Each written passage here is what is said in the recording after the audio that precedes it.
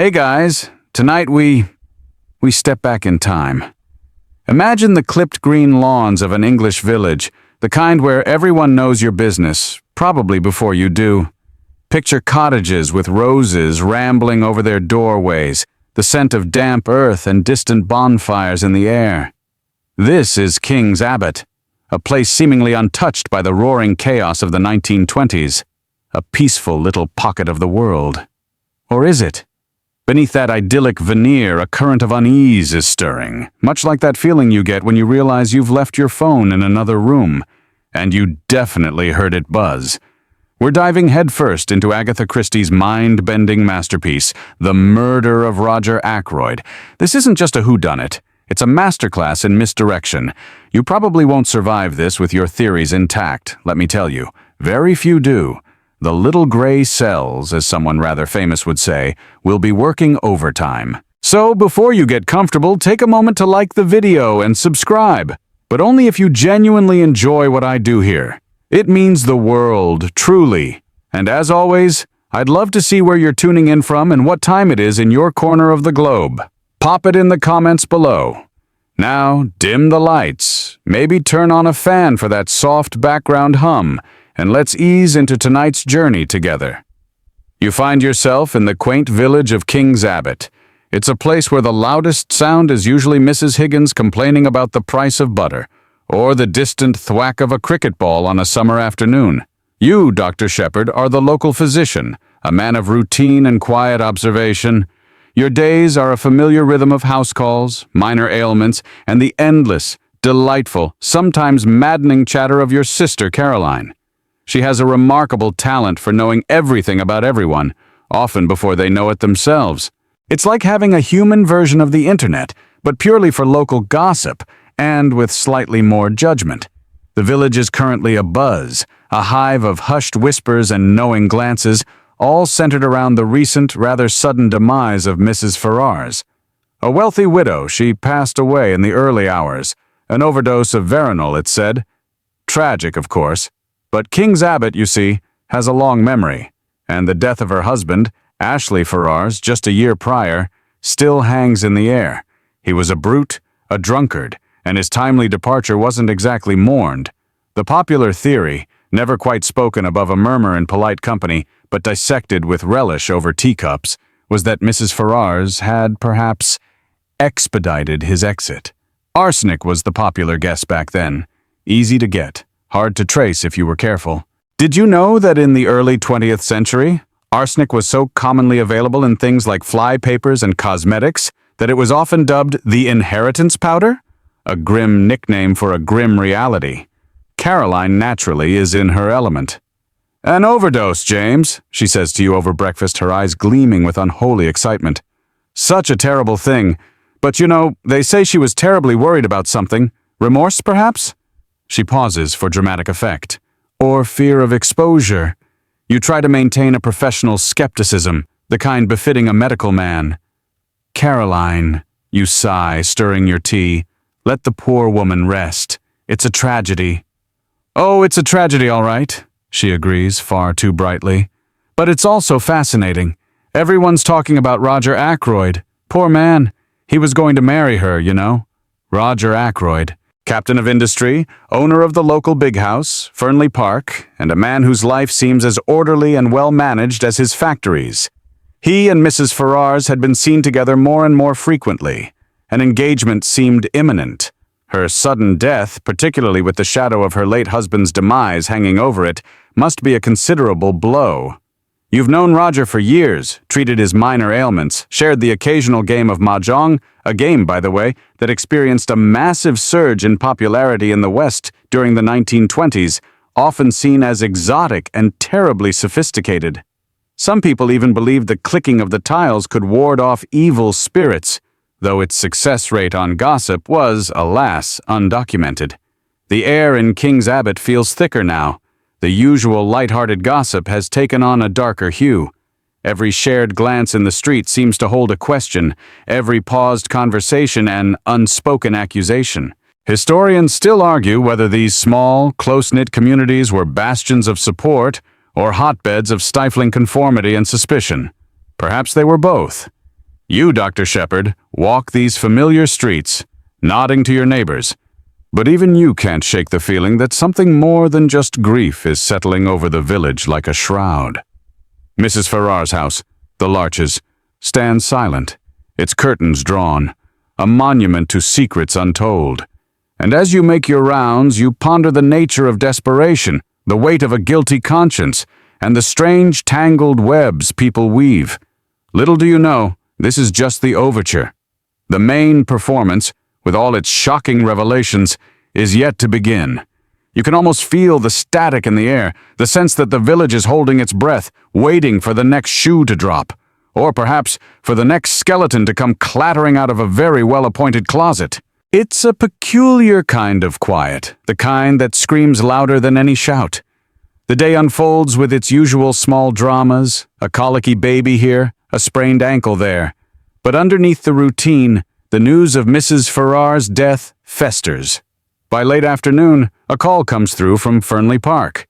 It's Roger Ackroyd himself, his voice unusually strained, inviting you for dinner.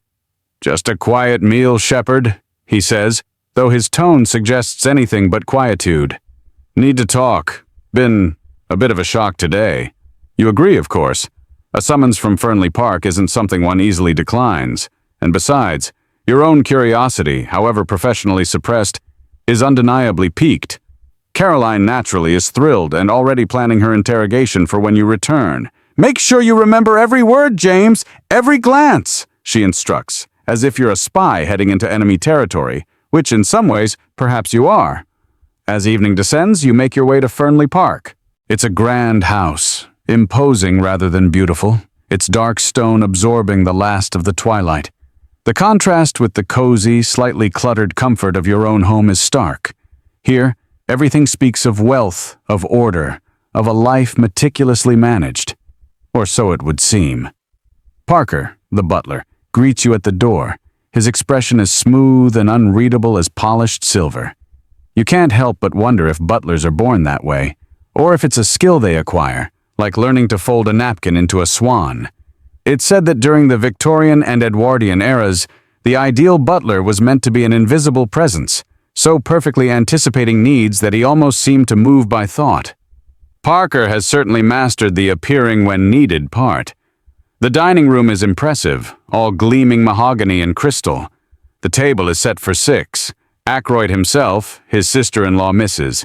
Cecil Ackroyd, his niece Flora, Major Hector Blunt, a house guest, a renowned big-game hunter with an air of quiet intensity, Geoffrey Raymond, Ackroyd's young, efficient secretary, and you. The 6th chair, you can't help but notice, feels rather conspicuously empty. One might imagine Mrs. Farrar's was meant to occupy it soon. Roger Ackroyd is visibly distressed. His usual robust color is muted, his eyes are restless, and he drums his fingers on the tablecloth. A habit you know signals profound agitation. He attempts a hearty greeting, but it falls flat. Mrs. Cecil Ackroyd, a woman whose primary occupation seems to be the cultivation of her own, mostly imaginary, ailments and financial woes, is already complaining. "Oh, doctor, it's been such a trying day. My nerves are quite shattered. First, that dreadful news about poor Mrs. Farrar's, and then Roger being so difficult." She casts a mournful glance towards her brother-in-law. Historians still argue whether the trope of the hysterical woman in this period was a genuine reflection of widespread anxiety or a convenient societal label for female discontent. Either way, Mrs. Ackroyd plays the part with gusto. Flora, Roger's niece and stepdaughter in all but name, tries to inject some lightness. She's a beautiful young woman, all youthful exuberance, but tonight even her sparkle seems a little forced. "Don't be such a gloom merchant, Mother," she chides gently. "Uncle Roger, Dr. Shepherd is here to cheer you up, aren't you, Doctor?" She gives you a bright, if slightly brittle, smile. The meal begins, served by the silent and rather severe-looking parlour-maid, Ursula Bourne. The conversation is stilted. Ackroyd picks at his food, his mind clearly elsewhere. Major Blunt, true to his reputation, says little, observing everyone with watchful eyes. He seems like a man who spent a lot of time waiting patiently in a jungle hide for something to happen, probably good training for a dinner party like this. Geoffrey Raymond, the secretary, attempts polite small talk about local affairs, but it's clear his employer's mood is casting a pall over the gathering. He does mention that he's almost finished cataloging Ackroyd's collection of antique silver, a task he seems to enjoy. Silver, of course, was a major indicator of wealth and status, and the elaborate hallmarks on English silver provide a fascinating historical record of its manufacture, sometimes dating back centuries. At one point, Ackroyd suddenly slams his hand on the table, making the cutlery jump. "It's damnable!" he exclaims, then seems to retract, muttering apologies. "Sorry. Nerves. This whole Ferrars business. It's gotta me." "Of course, dear," Mrs. Ackroyd says, patting her chest. "It's got to us all, so sudden, so public." The implication hangs heavy in the air. Public scandal is far worse than private tragedy. "Public?" Ackroyd scoffs. "It's more than public, Cecil. Well, never mind." You notice Flora exchanging a quick, anxious glance with Geoffrey Raymond.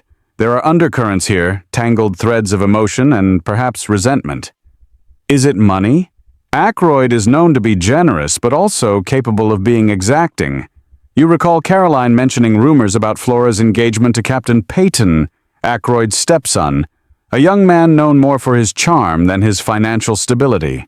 Such engagements within wealthy families were often as much about merging fortunes or shoring them up as they were about love, a pragmatic approach to matrimony that was still very much alive in the 1920s, though sometimes, just sometimes, they involved clandestine meetings with dodgy moneylenders. A little like today's payday loans, but with more tweed and probably fewer legally binding protections. The strained atmosphere continues. Even the food, which is undoubtedly excellent, tastes of anxiety. You recall reading a curious snippet once about how, in some ancient cultures, it was believed that eating in a state of fear or anger could literally poison the food, making it harmful to the body. A fringe idea, certainly, but one that feels oddly appropriate tonight. The meal feels less like sustenance and more like an obstacle course of unspoken tensions. As coffee is served in the drawing room, Ackroyd paces restlessly. He keeps glancing at the clock. He clearly wants to speak to you alone, and the collective knowledge of this makes everyone else even more uncomfortable. It's like waiting for a thunderstorm to break. You try to engage Major Blunt in conversation about his travels, but he offers only monosyllabic replies, his gaze flicking towards Ackroyd every few moments. He's like a coiled spring. It's a relief when Mrs. Ackroyd, declaring herself prostrate with a migraine, announces her intention to retire. Flora follows soon after, a polite excuse on her lips, but her eyes betray a deep worry as she kisses her uncle goodnight. Raymond excuses himself to finish some work. Finally, you are alone with Roger Ackroyd, and the silence he's been holding back seems to flood the room. He turns to you, his face a mask of turmoil. "Shepard," he begins, his voice hoarse. "I'm in hell." "I'm in hell, Shepard," Roger Ackroyd repeats, his voice raw. He runs a hand through his already disheveled hair, the picture of a man pushed to his limits. You settle into an armchair, adopting your most professional, reassuring demeanor, though a prickle of anticipation runs down your spine.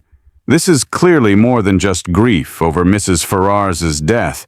This is something sharper, something more personal. He begins to pace the length of his study, a grand room lined with bookshelves, its large desk an island of organized chaos covered in papers and correspondence. The scent of old leather and tobacco hangs in the air, a comforting masculine smell that seems at odds with the palpable tension radiating from its owner.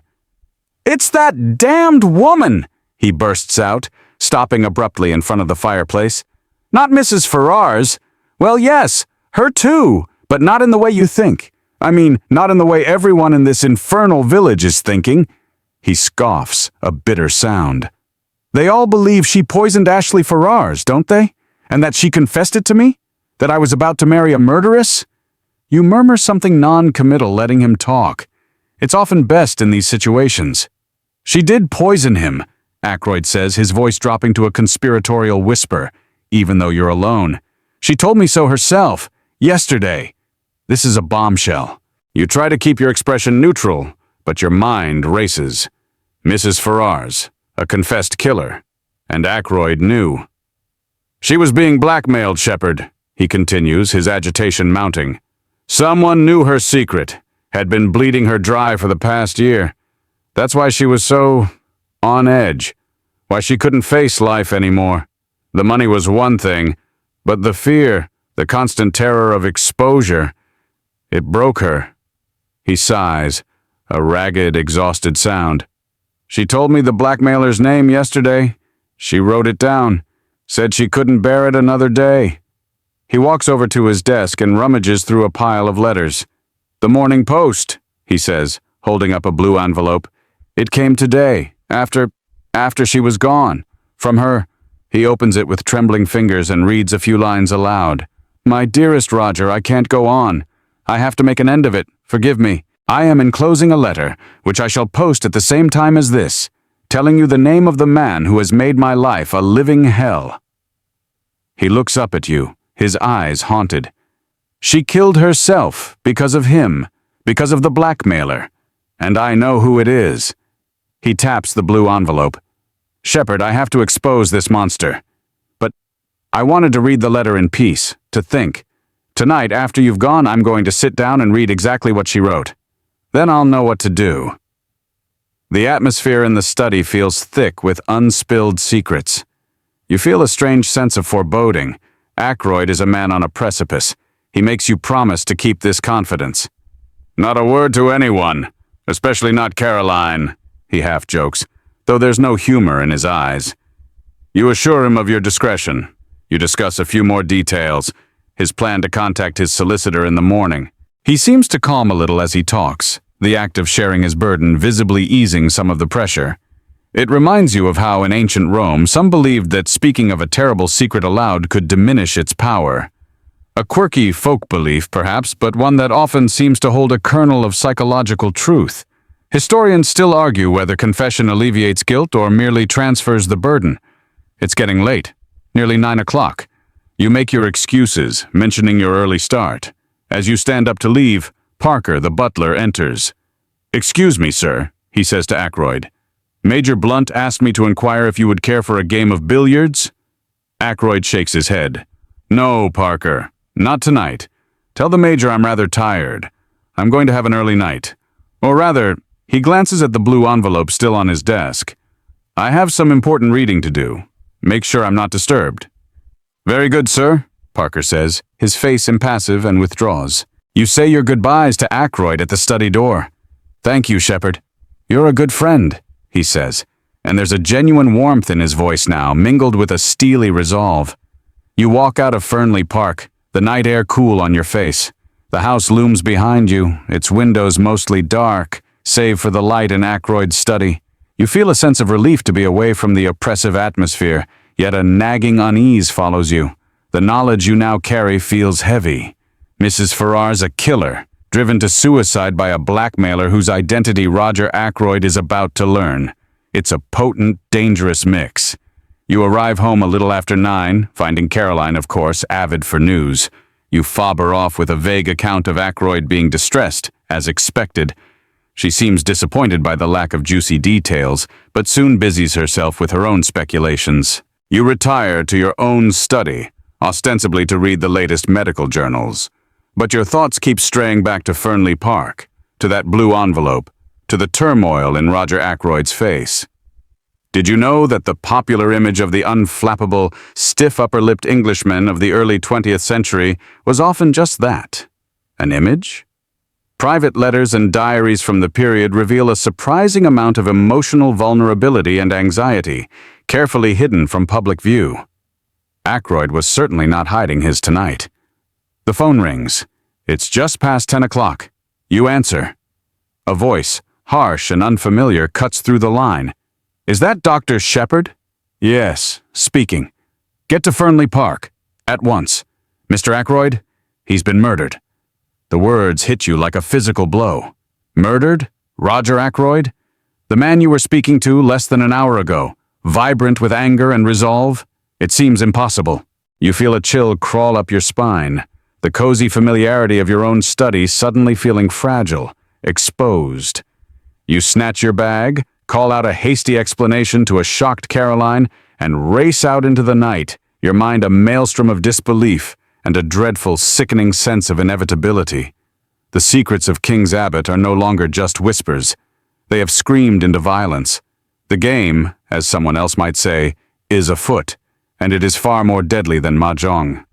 You race through the quiet, sleeping village, your car engine the only sound disturbing the stillness of the night.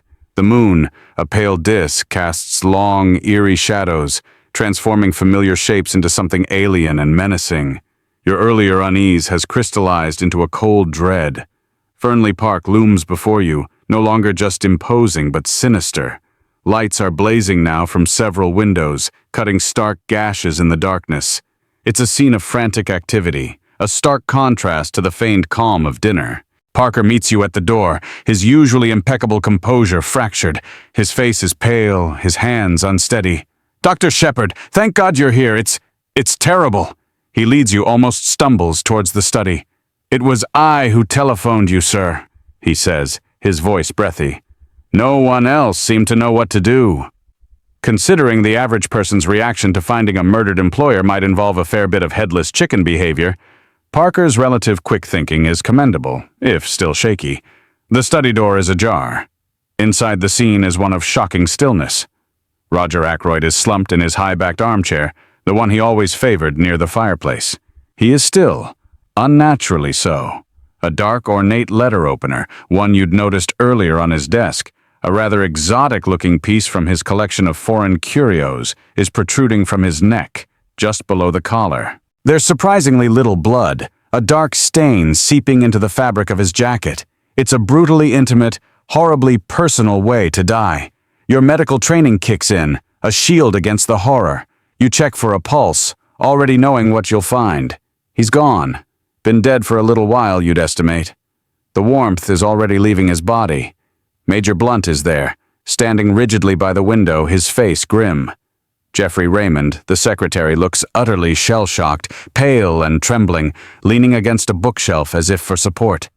Flora Ackroyd has arrived, her earlier attempt at brightness completely extinguished, replaced by a wide-eyed terror. Mrs. Cecil Ackroyd is nowhere to be seen, presumably prostrate with genuine rather than performative shock elsewhere. "Who found him?" you ask, your voice sounding distant even to your own ears. "I did, sir," Parker says, his voice barely a whisper. "About 20 minutes past 10. I knocked, thinking Mr. Ackroyd might wish for something. There was no answer. I tried the handle. It was locked. I became alarmed, sir. I couldn't say why." He looks helplessly at Major Blunt. Blunt picks up the narrative, his voice clipped. "Parker fetched me. Said he was worried about Mr. Ackroyd. We came down. The study door was locked, as he said. We could see the light under it. We called out. No response. I told Parker we had to get in. We went around to the window." He gestures to the large French window, which is now slightly ajar. "It was unlatched. We came in that way, and found this, the window, unlatched. Ackroyd had been so insistent on not being disturbed. You remember him instructing Parker? Had he unlatched it himself? Or had someone else?" The room feels cold, despite the fire laid but unlit in the grate. You scan the room. The blue envelope Ackroyd had spoken of, the one containing Mrs. Ferrars's last letter naming her blackmailer, is gone. Vanished from the desk where you saw him place it. This can't be a coincidence. "Did anyone touch anything?" you ask, already knowing the answer is likely yes, despite the best intentions. Chaos always trumps procedure in these initial moments. Raymond shakes his head mutely. Blunt says, "Only to check if there was anything to be done. There wasn't." "The police have been called?"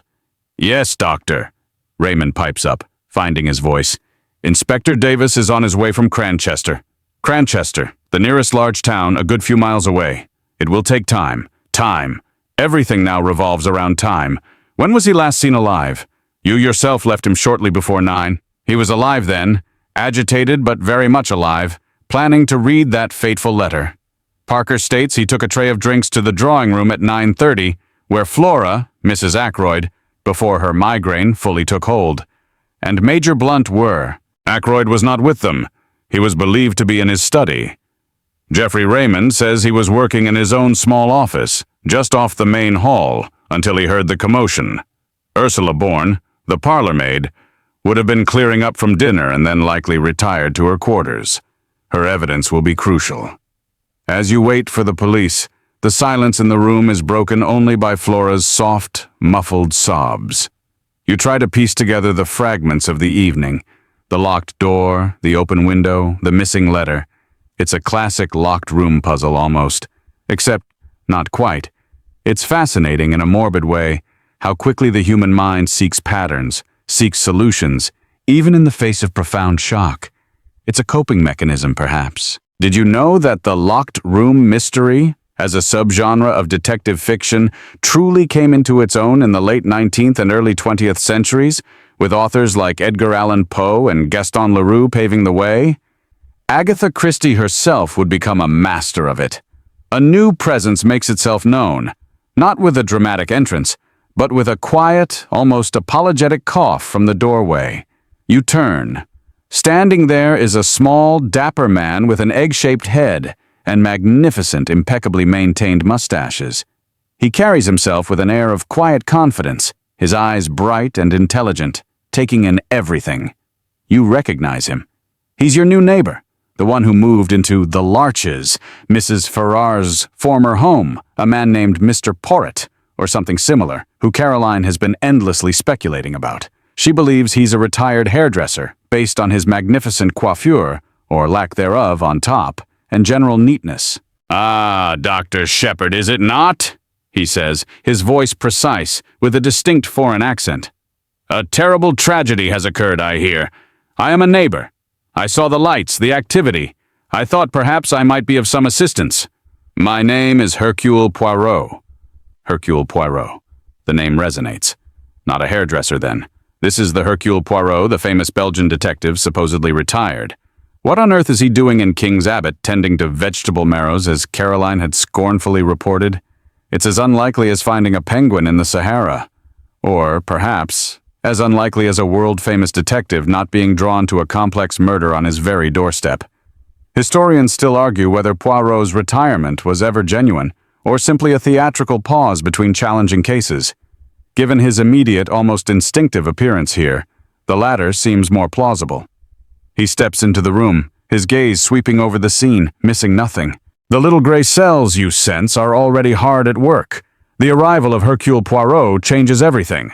This is no longer just a local tragedy to be handled by the Cranchester police. This is now a case for a master.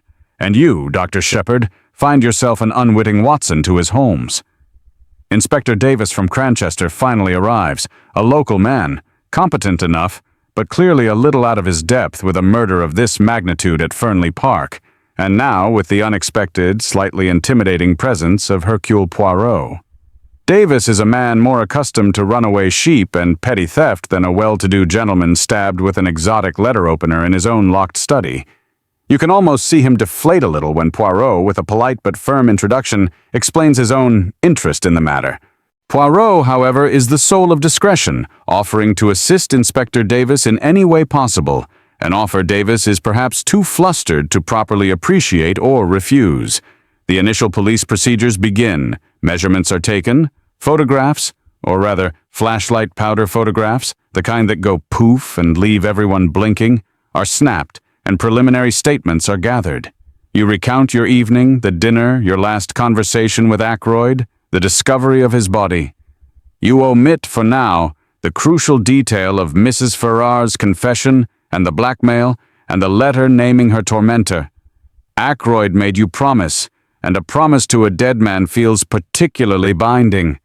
Besides, with Poirot on the scene, you feel an odd compulsion to hold back a little, to see what he uncovers independently. It's a curious human trait, isn't it? This desire to be the keeper of a secret, even a grim one. Poirot moves with a quiet precision, observing everything. The position of the body, the disarray on the desk, which seems minimal apart from the conspicuous absence of that blue envelope, the state of the unlatched window. He picks up a small, almost invisible speck from the polished floor near the desk, a tiny scrap of white, starched cambric. A piece of a handkerchief, perhaps? He muses aloud, more to himself than anyone else. He examines the mud on the windowsill by the open French window. It's a different type of mud than that found in the immediate garden, suggesting someone approached from further afield. He even sniffs delicately around the room, much like a highly trained bloodhound, though with considerably more sartorial elegance. His methods are unusual. You once read about the olfactory detective in a rather lurid Penny Dreadful, a character who solved crimes purely by smell. While Poirot isn't quite that eccentric, his attention to sensory detail is remarkable. The next day, the shock of Roger Ackroyd's murder has fully settled over King's Abbot. The village is in an uproar. Caroline is beside herself, a whirlwind of questions, theories, and declarations that she always knew something dreadful would happen at Fernley Park. She is, of course, devastated she missed Poirot's arrival the previous night. "A real detective, James, living next door, and I thought he was a hairdresser. Oh, the indignity!" The inquest is a brief, formal affair, establishing the cause of death, a fatal stab wound, and adjourning for the police to continue their inquiries. The talk of the village, however, is dominated by the upcoming reading of Roger Ackroyd's will. In any family, but especially a wealthy one with complex relationships, a will is often a catalyst for drama. People's true colors and their financial expectations tend to surface with alarming clarity. It's a well-known historical fact that disputes over wills and inheritances have torn families apart for centuries, leading to feuds that could span generations. Remember the infamous legal case of Jarndyce and Jarndyce from Dickens' Bleak House? That fictional legal battle dragged on for so long it consumed the entire inheritance in costs. A few days later, the key members of the household and family gather in the drawing room at Fernley Park for the reading of the will by Mr. Hammond, Ackroyd's solicitor. The atmosphere is thick with unspoken anticipation and, for some, thinly veiled greed. You are present, partly as a friend of the deceased, partly, you suspect, because Poirot has quietly suggested your observational skills might be useful. Poirot himself is there, an unassuming spectator invited by Flora, who seems to have taken a liking to the peculiar little Belgian, perhaps sensing his underlying kindness beneath the formidable intellect. Mr. Hammond, a dry, precise man, clears his throat and begins. The bulk of Ackroyd's considerable fortune, as expected, goes to his stepson, Captain Ralph Peyton. This causes a stir. Ralph, remember, is the charming but somewhat feckless young man engaged to Flora. He is also conspicuously absent. No one has seen him since the night of the murder. Inspector Davis has put out feelers for him, but so far he's vanished. His inheritance, contingent on his not having disgraced the family name, a rather Victorian clause that, suddenly makes his disappearance look very suspicious indeed. Did he know he stood to inherit? Did he quarrel with Ackroyd? Then come the smaller bequests. A handsome sum to Flora Ackroyd, his niece. This seems to please her, though her relief is tempered by genuine sadness for her uncle. Mrs. Cecil Ackroyd receives an annuity, enough to keep her in comfort and in imaginary illnesses, but perhaps not as much as she might have hoped. Her pursed lips suggest dissatisfaction. Hardly enough to keep body and soul together, considering the rise in prices, she's later heard to mutter. A strange thing for a grieving sister-in-law to say, but perhaps not so strange for Mrs. Ackroyd. Geoffrey Raymond, the secretary, receives a generous sum in recognition of his loyal service. He looks genuinely surprised and grateful. Major Blunt gets a token amount, a gesture of friendship. The household staff, including Parker and Ursula Bourne, are also remembered with small legacies. Even you, Dr. Shepard, are mentioned. Ackroyd has left you a small collection of medical curios, a thoughtful, if slightly macabre, gesture. One name is notably absent from the list of beneficiaries. Miss Russell, the housekeeper. She sits ramrod straight, her expression unreadable, but you sense a flicker of something. Disappointment, or perhaps something else entirely. Housekeepers in large Edwardian and post-Edwardian estates were powerful figures, often privy to more family secrets than anyone else. Historians still argue whether their loyalty was primarily to the family they served or to the smooth running of the household, which were not always the same thing. Miss Russell's stony silence is a fortress. The reading of the will doesn't solve the murder, of course, but it certainly fans the flames of speculation. Ralph Peyton, already under suspicion for his disappearance, now has a very clear motive: money. and a substantial amount of it. Flora's inheritance also provides a motive, however unlikely it seems that she would harm her beloved uncle. Even Geoffrey Raymond's legacy could be twisted into a motive by a cynical mind. Money, Poirot often observes, is a powerful disturber of the peace. He watches the reactions of everyone present, his eyes missing nothing, filing away each flicker of emotion, each subtle glance. The financial pieces are falling into place, revealing a complex web of dependencies and desires within the Ackroyd household. The game has acquired several new, intriguing players, each with a potential stake in Roger Ackroyd's death, and the ghost of Mrs. Ferrars and her unnamed blackmailer still hovers over everything. The revelation of the will's contents sends ripples through Fernley Park and, by extension, King's Abbot. Caroline, naturally, has already dissected every bequest and its implications with the precision of a forensic accountant, concluding for now that Ralph Peyton is undoubtedly the culprit. He needed the money, James. It's always the charming ones with debts who crack, she proclaims over tea, conveniently forgetting her earlier theory about the sinister-looking butler. Your attention, however, and more importantly Poirot's, begins to drift towards some of the less obvious figures in the household. Ursula Bourne, the parlour-maid, for instance. She is quiet, efficient, and almost invisible, the hallmark of a good servant.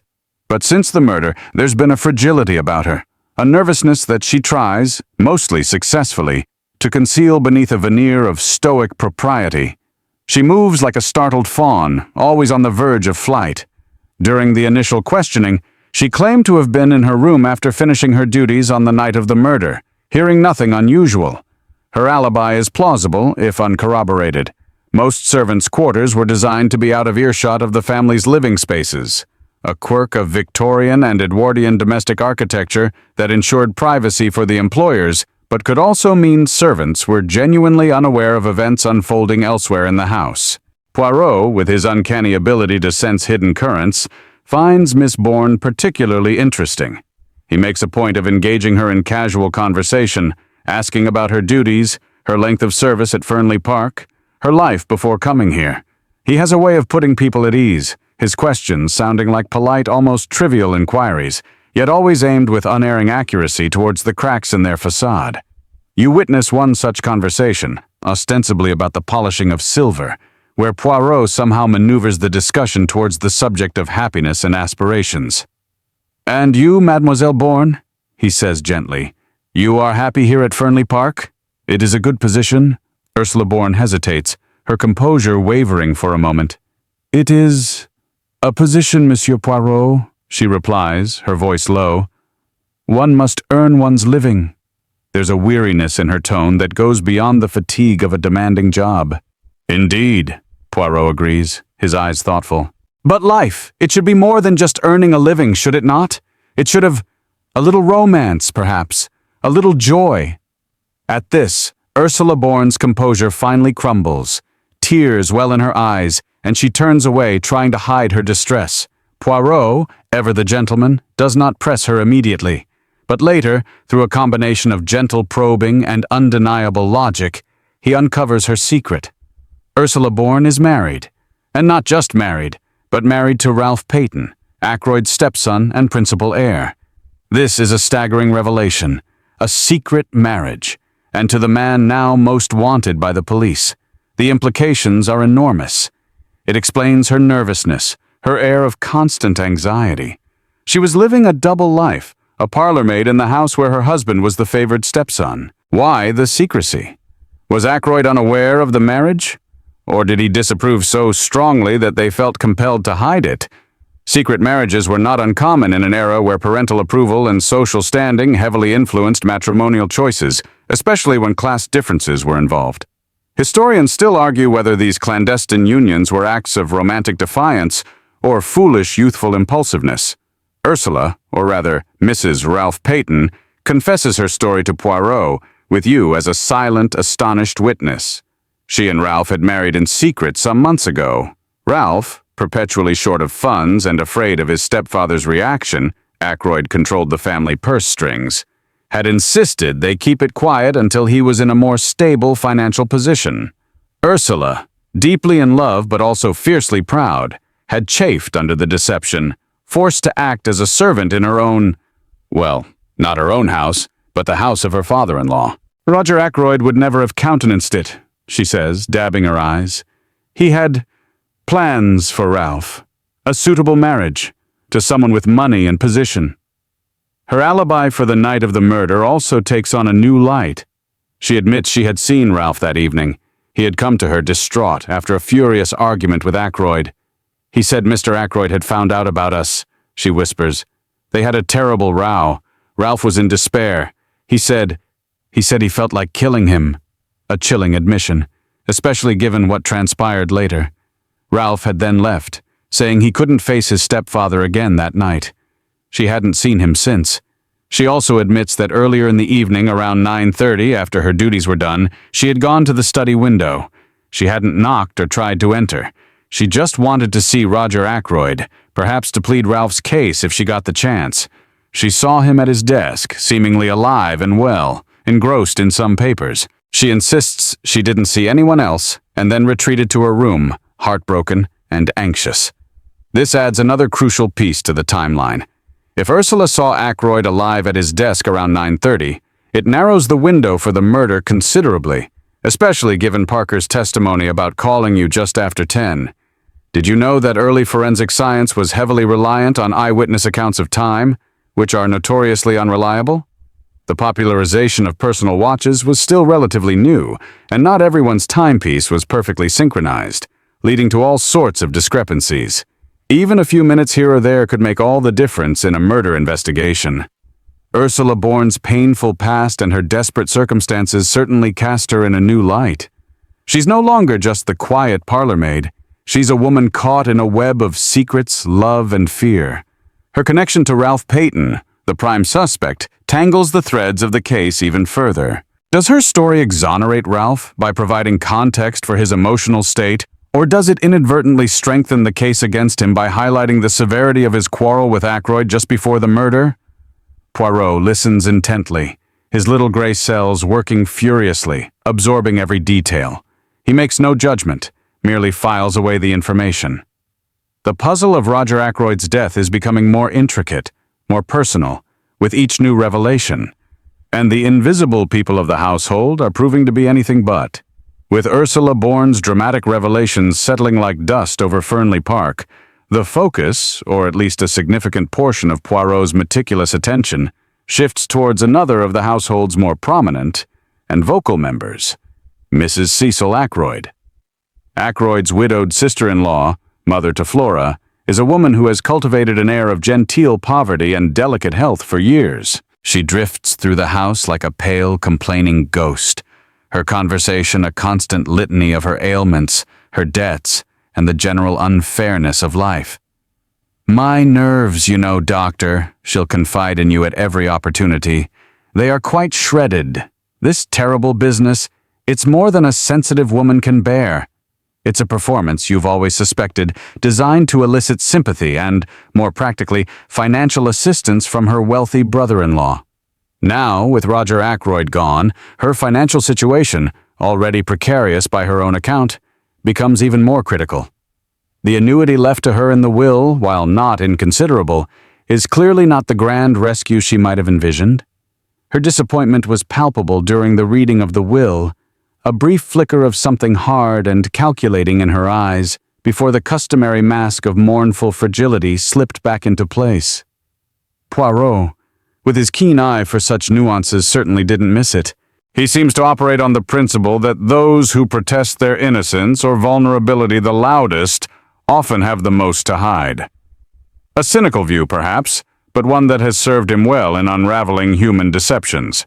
He begins to make subtle inquiries into Mrs. Ackroyd's financial affairs, a task he approaches with the delicacy of a surgeon and the tenacity of a bailiff. It's a tricky business, investigating someone's debts. In the 1920s, personal finances were considered deeply private, and a lady of supposed good standing would guard her monetary troubles fiercely. Yet, whispers have a way of reaching ears like Poirot's, especially in a village like King's Abbot, where everyone, from the butcher to the postman, seems to possess a fragment of everyone else's story.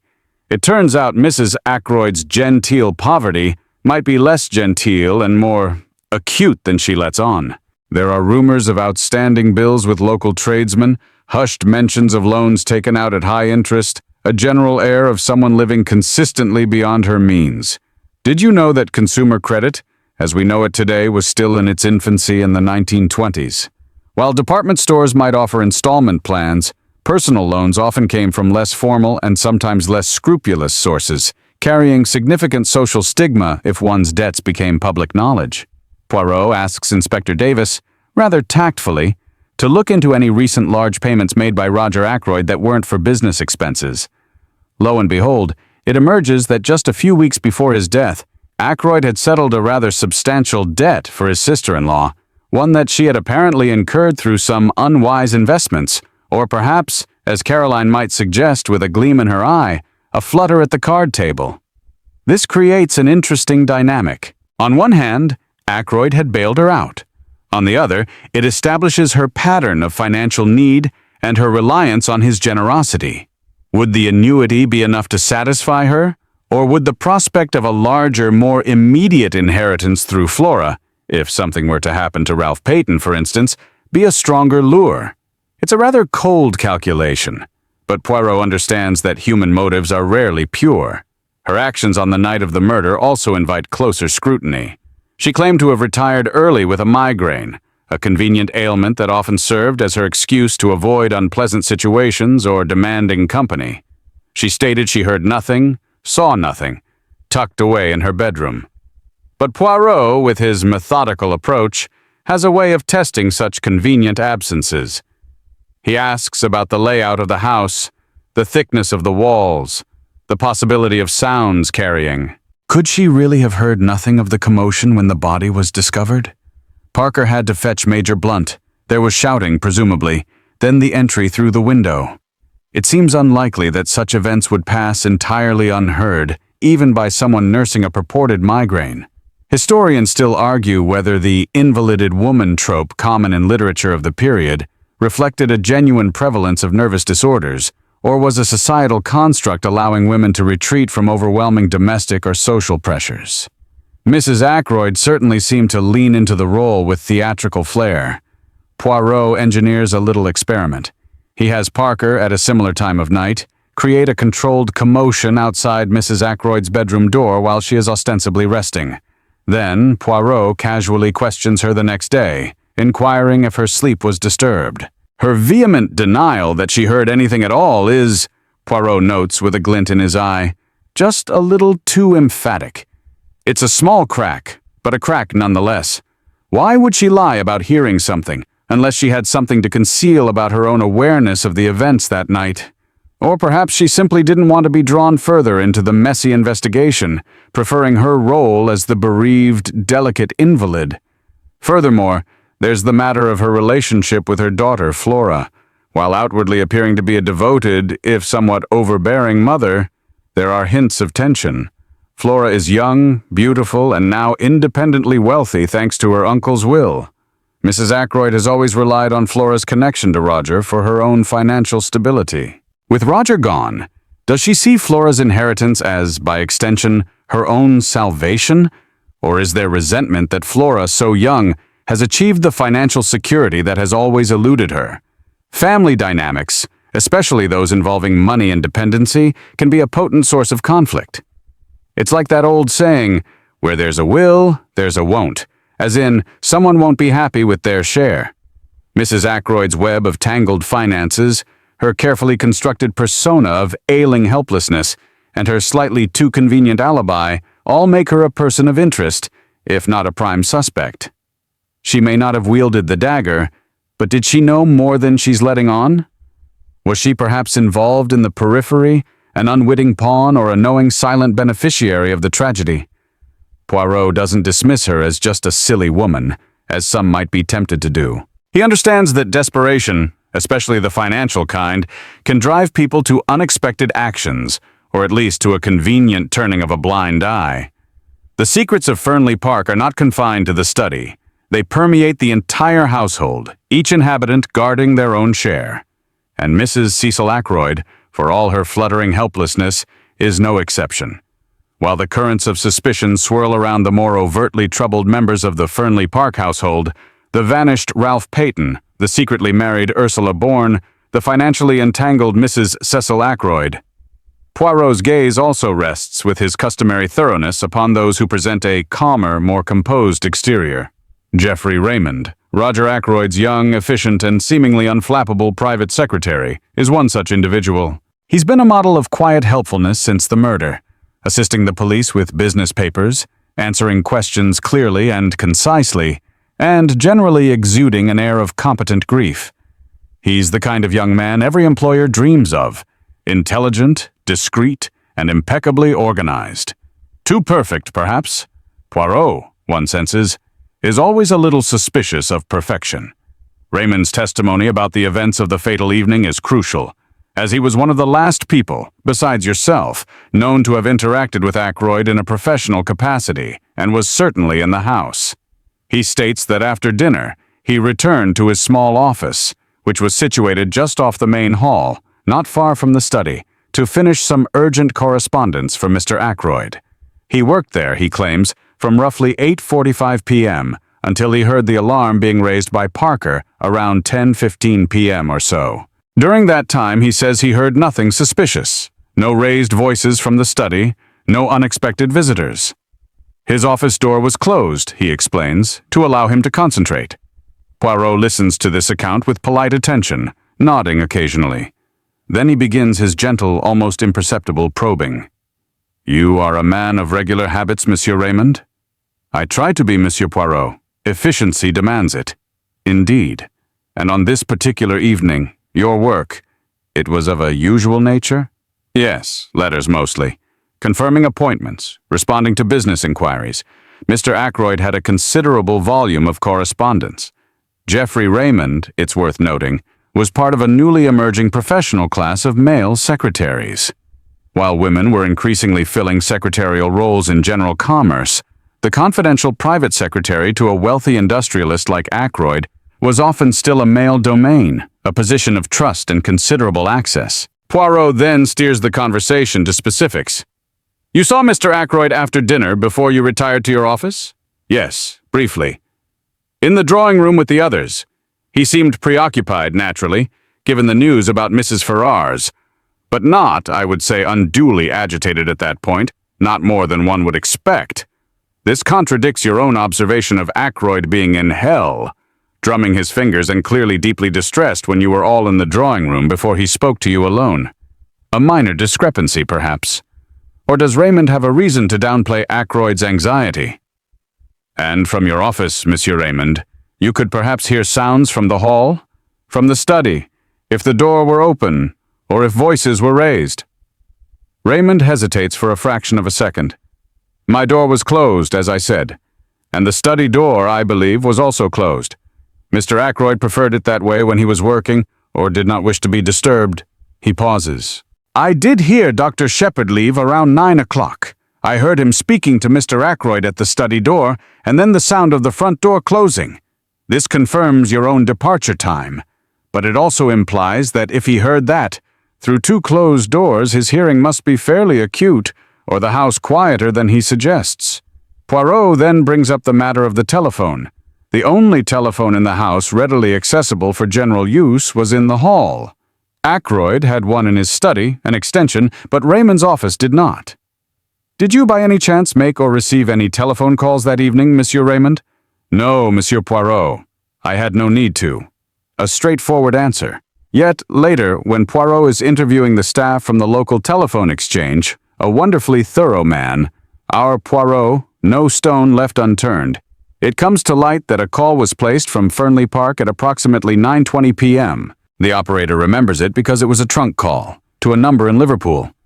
She couldn't say who made the call, of course, only that it originated from the Fernley Park number. In the 1920s, making a trunk call, a long-distance call, was a more involved process than today, often requiring operator assistance and connection, making them more memorable for the exchange staff.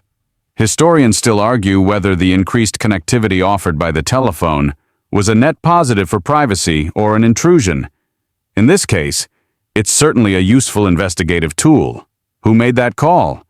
Ackroyd was supposedly in his study, preparing to read Mrs. Farrar's letter. Parker would have been about his duties. Mrs. Ackroyd and Flora were in the drawing room until Mrs. Ackroyd retired.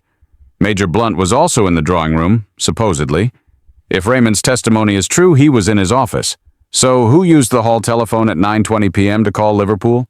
It's a small inconsistency, a loose thread. But Poirot has a fondness for loose threads.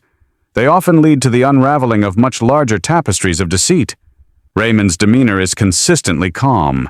He expresses sorrow for Ackroyd's death, praising him as a fair, if demanding, employer. His legacy from the will was a pleasant surprise, he admits, but certainly not something he had ever anticipated or, he implies, felt he particularly needed. He speaks of his plans to use the money to perhaps travel, or set up a small business venture of his own eventually. It all sounds perfectly reasonable, yet there's a smoothness to him, a polished veneer that Poirot seems determined to peek beneath. Was he really as dedicated and content as he appeared? Or were there ambitions, resentments, or perhaps even secrets lurking beneath that composed surface? The very efficiency that made him a good secretary also makes him a potentially guarded witness. He gives away little. You recall a rather quirky tidbit about the training of butlers and high-level domestic staff in the grand houses. They were sometimes taught to recount events with near verbatim accuracy, but to offer no personal interpretation or emotion. It was a way of being a reliable witness without becoming involved. Raymond has some of that quality. He recounts, he does not emote. This can be invaluable for facts, but it makes understanding the human element, the why behind the what, much more challenging. And for Poirot, the why is everything. Geoffrey Raymond, the composed secretary, presents a puzzle of subtle shades, less a blazing fire of obvious motive and more a quiet, potentially smoldering ember. While the human drama unfolds with its accusations, revelations, and carefully constructed alibis, Hercule Poirot, bless his methodical Belgian heart, doesn't neglect the physical stage upon which this tragedy was set, the study itself, and the seemingly insignificant objects scattered within and around it. He returns to the scene of the crime several times, often accompanied by you, Dr. Shepard, perhaps valuing your medical eye or, more likely, your conveniently Watson-like role as a sounding board for his observations. The truth, mon ami, he is fond of saying, is often found not in the loud assertions, but in the silent testimony of things. One figure who seems to embody a similar appreciation for quiet observation is Major Hector Blunt. The big-game hunter, a man of few words and a rather intimidating presence, has been largely silent throughout the investigation, a stoic observer on the periphery. He answered the initial police questions politely but tersely, confirming he was in the drawing room with Flora and, for a time, Mrs. Ackroyd, from after dinner until the alarm was raised. He claimed to have heard nothing from the study, but given his preoccupation with a game of bezique with Flora, and later, simply reading, this might be plausible. Bezique, by the way, was a popular card game in the late 19th and early 20th centuries, a complex trick-taking game for two players. Just the sort of absorbing pastime that could genuinely make one oblivious to surrounding noises if played with concentration. Poirot, however, detects something more than just quiet reticence in Major Blunt. He senses a keen intelligence, a mind accustomed to patience and meticulous observation, skills honed, no doubt, during long vigils waiting for elusive prey in the jungles of Africa or the plains of India. "The Major Blunt," Poirot remarks to you one afternoon, as you both stand in the now silent, almost sterile study. "He sees much, but he says little. A dangerous combination sometimes, or a very helpful one." It's Major Blunt who, when specifically prompted by Poirot about any small, out-of-place details he might have noticed before the murder was discovered, when he and Parker first forced their way in, provides a few intriguing, seemingly minor details. These are things others might have overlooked in the horror and confusion of finding Ackroyd's body. Blunt, with his hunter's eye, catalogued them almost unconsciously. He mentions, for instance, that the fire in the grate, though laid, was unlit. This seems odd, Ackroyd usually liked to fire in the evenings, even in milder weather. It was a creature comfort he enjoyed. Why would it be unlit on a night when he was clearly agitated and intending to spend time in his study reading important, distressing documents? Perhaps he was interrupted before he could light it. Or perhaps someone else, someone who didn't share his fondness for a cheery blaze, was in the room. Then Blunt mentions the position of one of the chairs. Not the grand armchair in which Ackroyd was found, but a smaller, upholstered chair that usually sat neatly against the wall. When Blunt and Parker first entered, this chair was pulled out slightly, angled towards the desk, as if someone had been sitting there, perhaps talking to Ackroyd or waiting. It was Parker, in his instinct to tidy and restore order even amidst chaos, who had pushed it back against the wall before the police arrived. A small detail, one that could mean nothing, or it could mean everything. It suggested a visitor, someone Ackroyd might have been conversing with before the attack.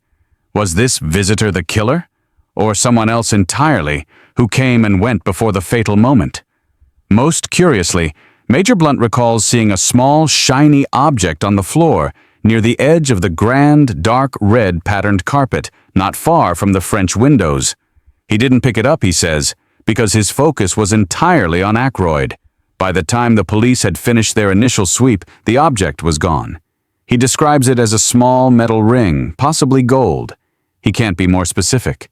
Was it a dropped cufflink? A part of a lady's earring? Or something else entirely? This missing ring tantalizes Poirot. He laments its disappearance. "Ah, if only we had that little ring, it might speak volumes, Dr. Shepard." These details, the unlit fire, the displaced chair, the vanished ring are like tiny breadcrumbs. Individually, they mean little, but Poirot gathers them with care. He appreciates Blunt's recall. "You have good eyes, Major," Poirot says, a rare compliment. Blunt merely grunts in acknowledgement, but you see a flicker of something like respect in his eyes for the little Belgian detective. He perhaps recognizes a fellow professional, albeit in a vastly different field of hunting. The nature of the weapon itself, that ornate Tunisian dagger, is also subject to Poirot's scrutiny.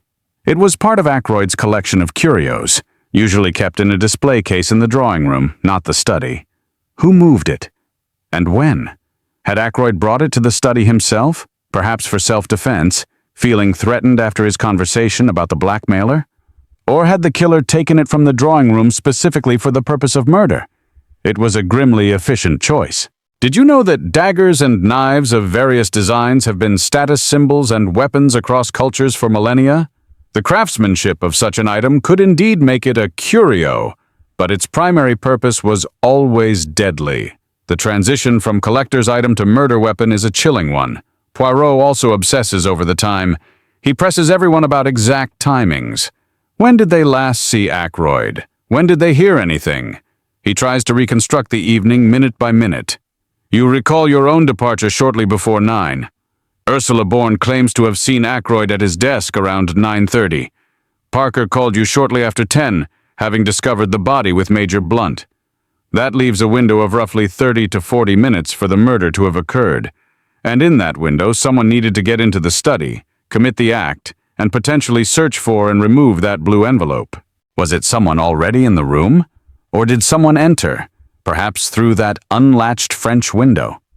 Historians still argue whether the emphasis on precise timelines in classic detective fiction reflects a societal obsession with order and rationality in an increasingly chaotic world, or if it's simply a necessary convention of the puzzle plot. Regardless, for Poirot, the timeline is a sacred text. Major Blunt's observations, small as they are, provide texture to that timeline, suggesting activity and presence in the study that others had missed or failed to report. The big game hunter, with his quiet ways and sharp senses, proves to be an unexpectedly crucial witness, highlighting clues that were almost as elusive as the murderer herself. As Poirot continues his meticulous sifting of clues and personalities at Fernley Park, his attention inevitably turns to Parker the butler. Parker is the quintessential manservant, polished, discreet, and seemingly imperturbable, even in the face of his employer's brutal murder. He found the body, along with Major Blunt. He made the call to you, He has been a model of calm efficiency throughout the initial stages of the investigation. His testimony has been clear and consistent. He performed his duties, saw nothing, heard nothing untoward until he grew concerned for Mr. Ackroyd and sought Major Blunt's assistance. He embodies that almost legendary British stoicism, the keep calm and carry on spirit, even when carrying on involves navigating a murder scene in your employer's study. But Poirot, as you've come to realize, is rarely satisfied with surface appearances. He finds Parker's composure just a little too perfect, his answers a little too well rehearsed. "A good butler, he is an actor, non?" Poirot muses to you one afternoon. "He plays the part of the perfect servant." But what is behind the mask, eh? There's a historical basis for this. Butlers in grand houses were often seen as the public face of the household's respectability. Their own personal lives and characters were expected to be entirely subordinate to their professional role. Maintaining that facade under extreme stress would be a testament to years of training, or perhaps a sign of something else entirely. Poirot begins to delve into Parker's background, a task he undertakes with his usual blend of indirect questioning and shrewd observation. He asks Parker about his previous positions, his length of service with Mr. Ackroyd, which was relatively short, only about 18 months, and his general impressions of the household. Parker's answers are always polite, deferential, and reveal very little. He professes loyalty to the late Mr. Ackroyd, expresses appropriate sorrow, but volunteers no information beyond what is directly asked. It's like trying to get blood from a very well-polished stone. The breakthrough, as it often does, comes from an unexpected quarter. Inspector Davis, prompted by Poirot's subtle suggestions to look into the backgrounds of all household staff, not just those with obvious connections to the family, unearths a rather interesting fact about a previous employer of Parker's. A certain Major Ellerby, some years ago, had dismissed his butler, a man fitting Parker's description, though using a slightly different surname, under circumstances that were, shall we say, less than amicable. There were whispers of petty theft, and more significantly, of blackmail. It seems this butler had come into possession of some compromising letters belonging to Major Ellerby, and had attempted to extort money from him. Ellerby, a man of sterner stuff than some, had refused to pay and had dismissed the man, though he chose not to press charges to avoid a public scandal. When confronted with this information by Poirot, who presents it not as an accusation but as a mildly curious historical footnote he happened upon, Parker's polished veneer finally cracks. Not dramatically, not with a theatrical outburst, but with a subtle tensing of the jaw, a flicker of something cold and assessing in his eyes. He initially denies it, of course. "A case of mistaken identity, Monsieur Poirot. There must be many butlers in England." "But of course," Poirot agrees pleasantly. "And yet this Major Ellerby, he had a particular fondness for describing the, shall we say, the unique curve of his butler's left eyebrow. A detail, he says, he would never forget. Yours, Parker, is quite distinctive, non?" Poirot has a way of zeroing in on tiny, irrefutable details. Faced with the undeniable, Parker's composure crumbles a little further. He admits, grudgingly, that yes, he was the butler in question. He attempts to downplay the incident, blaming a misunderstanding, a vindictive employer. But the seed is sown. Parker is not merely the impeccable servant. He has a past that includes blackmail. This is electrifying news. Remember, Roger Ackroyd was convinced that Mrs. Ferrars was being blackmailed by someone who knew her terrible secret about her husband's death. And Ackroyd himself had received a letter from Mrs. Ferrars, which he believed named that blackmailer, a letter that has now vanished. Could Parker be the man? Did he somehow learn of Mrs. Ferrars's guilt and see an opportunity? Or even more audaciously, did he somehow intercept Mrs. Ferrars's final letter to Ackroyd, discover he was named, and then silence Ackroyd to protect himself? The possibility is chilling.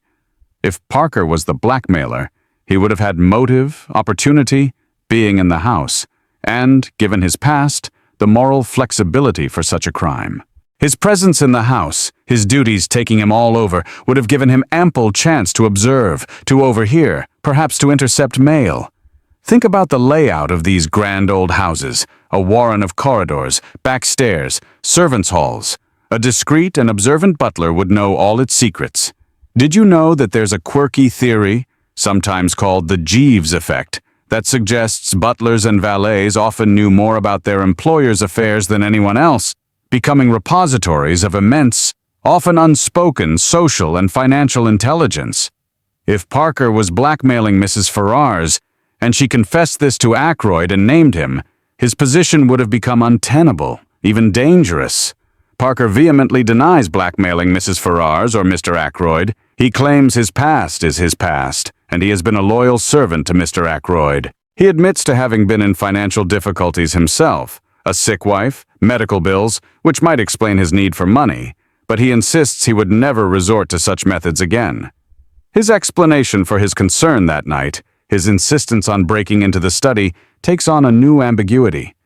Was it genuine concern for his employer, or the desperate act of a guilty man needing to know if his secret was out, perhaps needing to retrieve incriminating evidence? Poirot listens, his head tilted, his eyes like gimlets.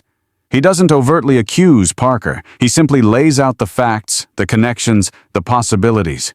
The knowledge of Parker's shadowy history throws a dark new light on his every action on the night of the murder.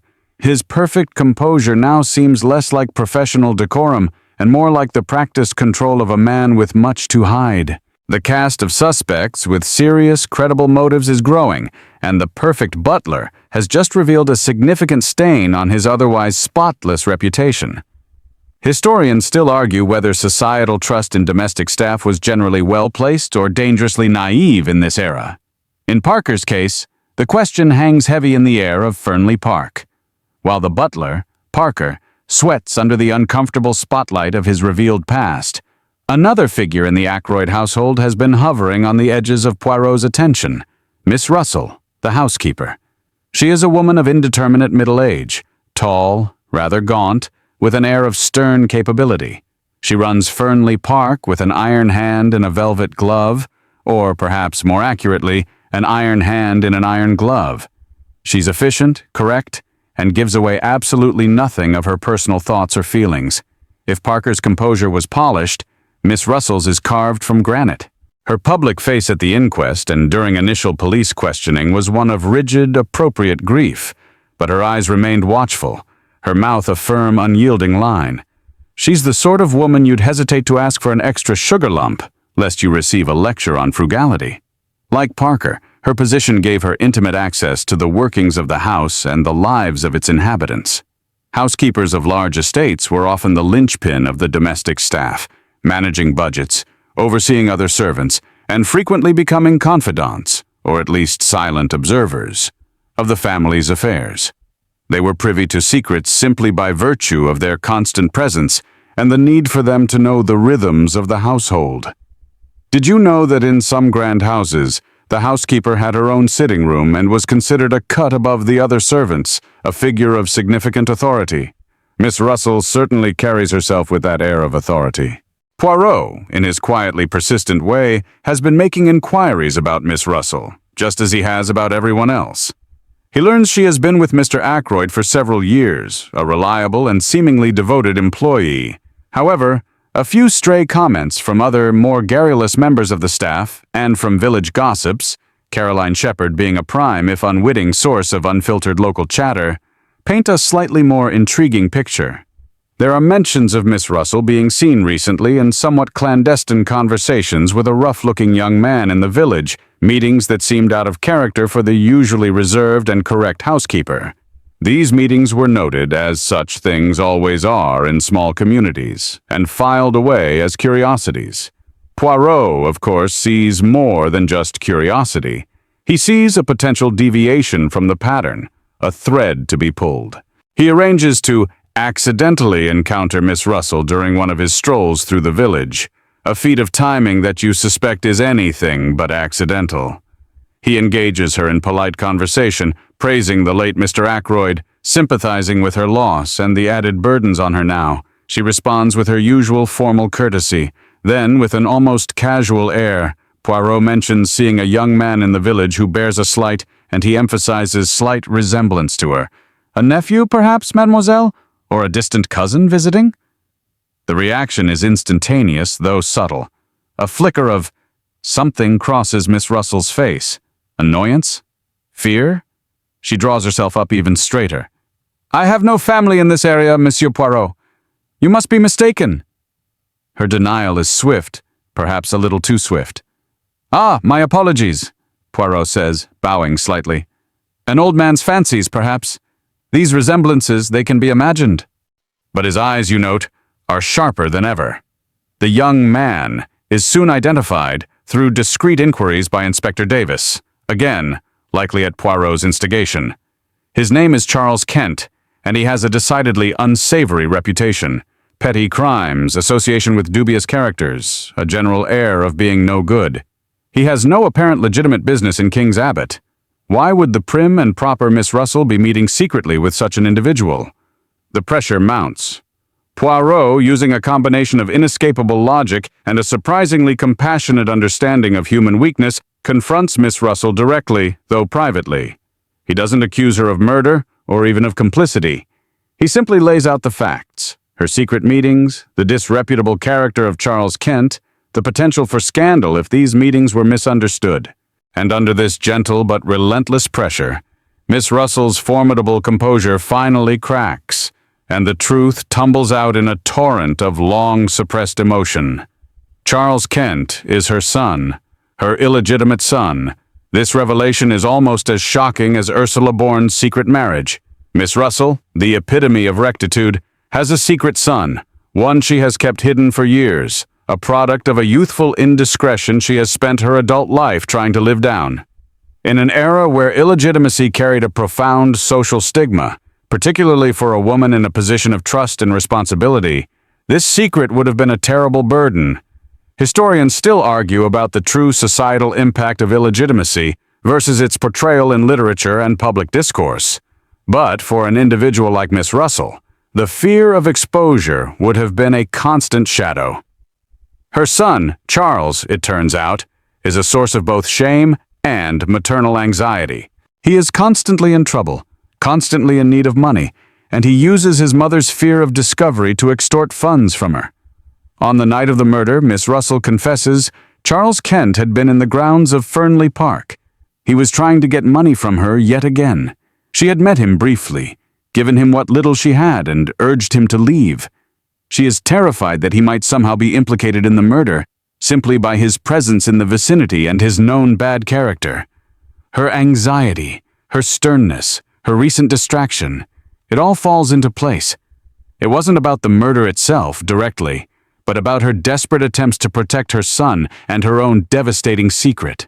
Did you know there was a rather bizarre, though thankfully fringe, medical theory in the 19th and early 20th centuries that suggested a woman's moral character could be permanently affected by bearing an illegitimate child?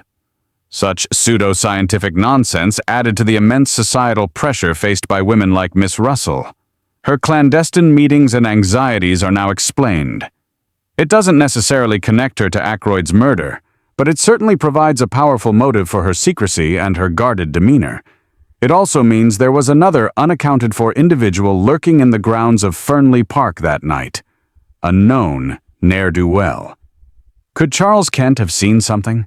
Or, more sinisterly, could he have seized an opportunity, stumbled upon the scene, perhaps even been the one who stole that blue envelope, thinking it contained money?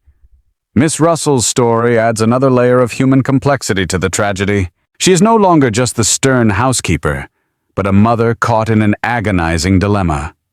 Poirot listens to her confession with a mixture of sympathy and analytical detachment. Every secret unearthed, every hidden relationship revealed, changes the shape of the puzzle. The stern Miss Russell, guardian of household order, has revealed a deeply personal disorder, one that has made her vulnerable and, in her own way, desperate. And her secret son now becomes another piece on Poirot's increasingly crowded chessboard. The revelations about Parker's blackmailing past and Miss Russell's secret son have sent ripples of fresh speculation through the investigation. It feels as though every stone Poirot turns at Fernley Park reveals not solid ground, but another twisting, hidden tunnel of human complexity. You, Dr. Shepard, find yourself increasingly caught up in the sheer intellectual exercise of it all, observing Poirot as he navigates this labyrinth of secrets. His little gray cells, as he so often refers to them, are visibly churning, almost humming with activity. He rearranges facts, re-examines testimonies, and revisits physical clues with an almost obsessive intensity.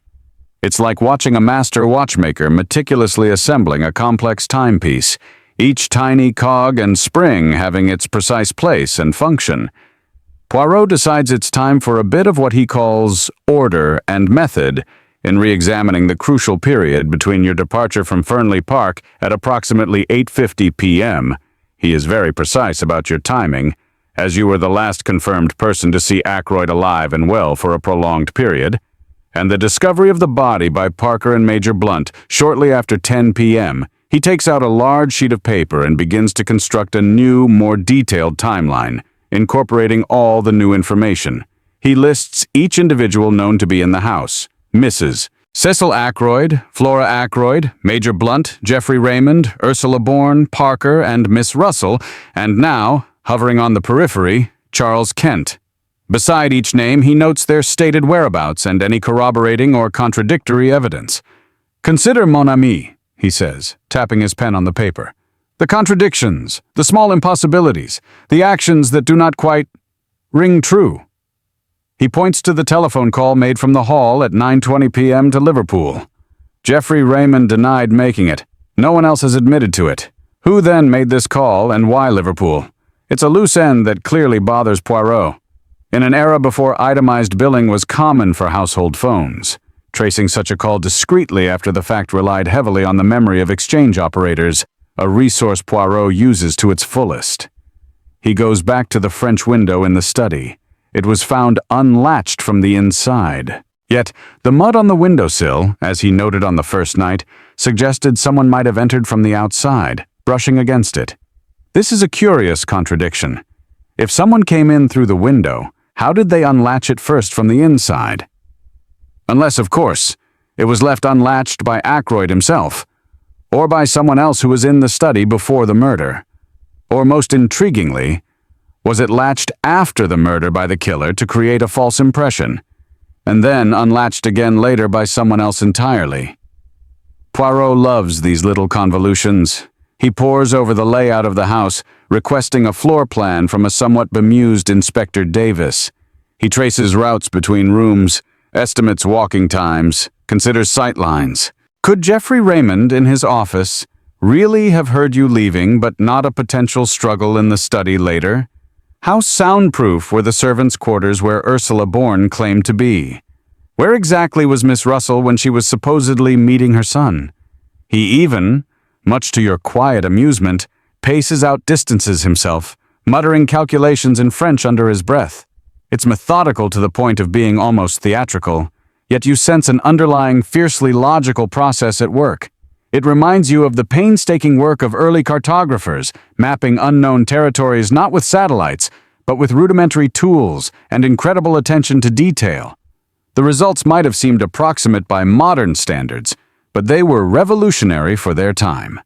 One afternoon, Poirot calls for a small, informal gathering in the study itself.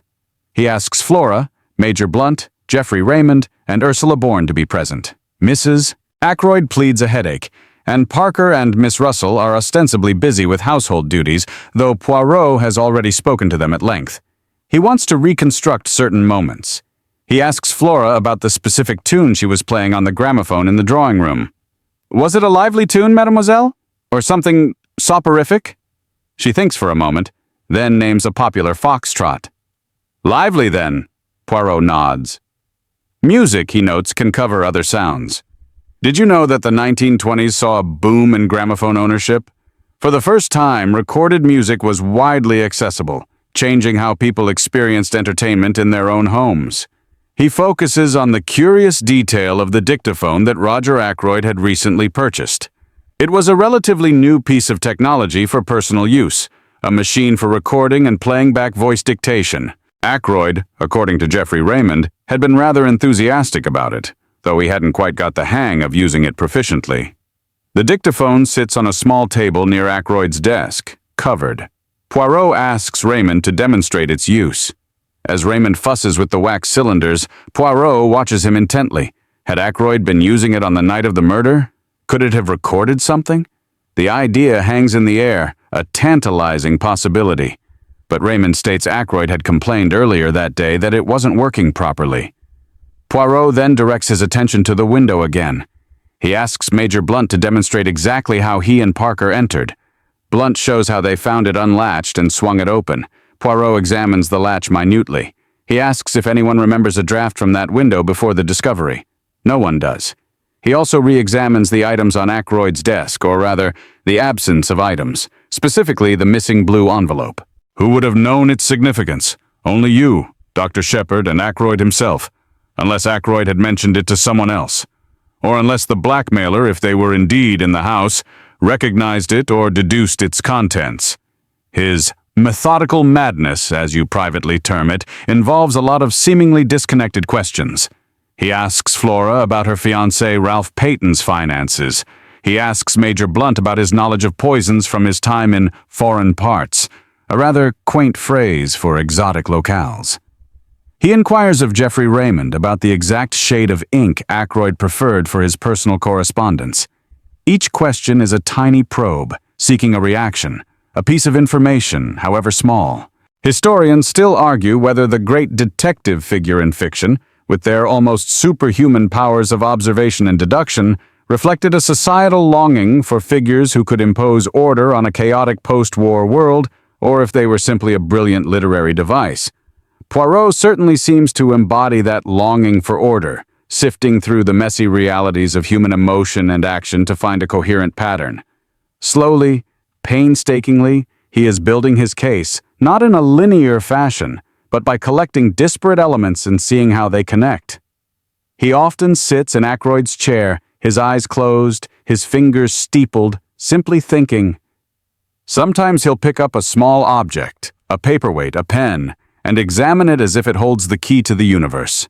It's a process of intense concentration, of allowing the little gray cells to work undisturbed. And you have the distinct feeling that these cells are homing in on something that everyone else has missed, some inconsistency so glaring or so subtle that it will change the entire picture. The air in Fernley Park is thick, not just with grief and suspicion, but with the almost palpable energy of Poirot's deductions. The tension at Fernley Park has reached a new pitch. Poirot, having re-examined every clue, every testimony, every nuance of behavior, decides it is time for one of his signature moves, the gathering of the suspects. It's a classic, almost theatrical denouement he's famous for, a technique designed not only to reveal his conclusions, but also to observe the reactions of those involved as the net tightens. You, Dr. Shepard, find yourself both an observer and, disconcertingly, a participant, as Poirot requests your presence not just as a friend of the deceased, but as someone whose initial account of the evening remains a cornerstone of the timeline. He chooses the drawing room for this grand assembly, a large, somewhat somber room that has already been the silent witness to so much strained conversation and unspoken anxiety. One by one they file in. Mrs. Cecil Ackroyd, professing herself quite overcome but determined to see justice done, and perhaps curious about any further revelations concerning the will. Flora Ackroyd, pale but composed, her eyes often darting towards Poirot with a mixture of apprehension and hope. Major Hector Blunt, his expression as inscrutable as ever, taking a seat slightly apart from the others, observing. Jeffrey Raymond, the efficient secretary, looking a little more strained than usual, his customary smoothness showing a few cracks. Ursula Bourne, now openly Mrs. Ralph Payton, sitting with a quiet dignity, her earlier distress replaced by a resolute worry for her absent husband. Parker, the butler, standing stiffly by the door, his professional mask firmly in place despite the recent revelations about his past, and Miss Russell, the housekeeper, her face etched with a new weariness, but also a certain stoic acceptance since her confession. Even Inspector Davis is present, looking somewhat bewildered by Poirot's methods, but clearly anticipating a resolution. The atmosphere is electric.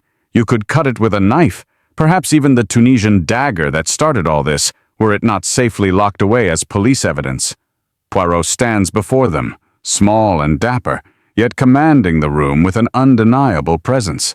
He begins to speak, his voice calm and precise, yet with an underlying current of drama.